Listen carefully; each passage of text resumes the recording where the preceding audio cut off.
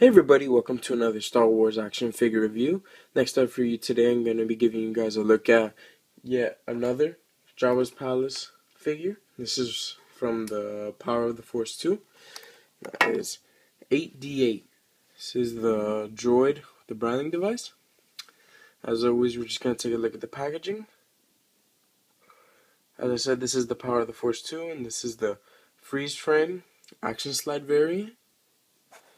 You see you have the green lightsaber, as well as Darth Vader's main mug up top. So you can see, on the back, you do have one of those character profiles, which you could cut out, which, if you want to pause that and take a quick read, you can. Here you do have a picture of the figure and his branding device, as well as some other Power of the Force figures. This is just an offer they had back then. So yeah. Now let's take a look at the figure, which you can see right here. Now, this is a pretty cool figure. Before we talk about the figure, let's just take a quick look at his accessories. He does come with, as I said, this freeze frame slide, which if you get a light and you shine through the back, you do have the image that you saw on the card back, which is pretty cool. You know, a little added something. Sorry about the glare if it's a bit hard to see.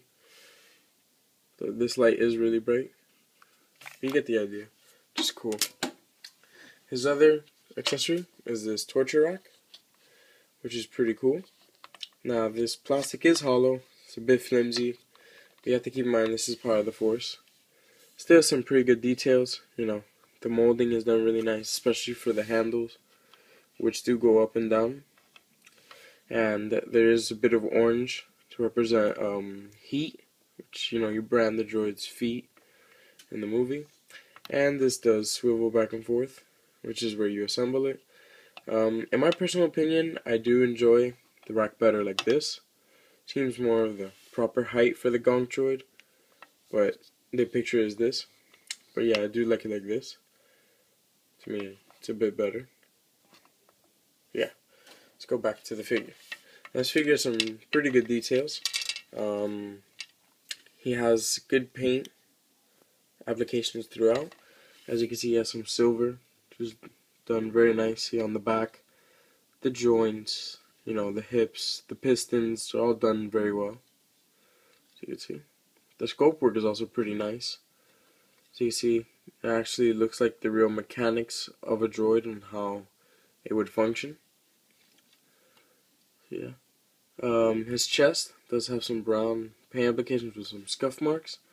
And he does feature telescoping eyes, which, when you put a light over the head, his eyes do light up. So you can see light up a very creepy greenish yellow. So you can see, it's pretty cool. Kind of creeps me out a bit, but it's cool nonetheless. Now, this figure only suffers in terms of articulation. He only has, I think, 5 points of articulation. He has a swivel neck, swivel shoulders, and swivel hips. That's about it. He does stand very well, but not that great. So I do put him on the stand, you know, just for extra sturdiness. But he does stand more or less, for the most part, pretty good. Let's take another look at his head sculpt, which is done very nice. A bit too big, in my opinion. I think they should have made it a bit more slender. But it does have some good sculpting all around. And it does have good paint applications, especially for Power of the Force. See some better details, better look on the details. See. So yeah, this is a pretty good figure. This is the most updated version, which is a bit old for 1998. You know, but what can you do? As you see, he does look very nice next to the branding device. Fortunately, I don't have a a gong droid at hand to show you or simulate the branding, but it is very nice. So yeah, I hope you found this review helpful. I'll be doing an Attack of the Clones figure, so stay tuned for that. And I guess I'll see you on the next video.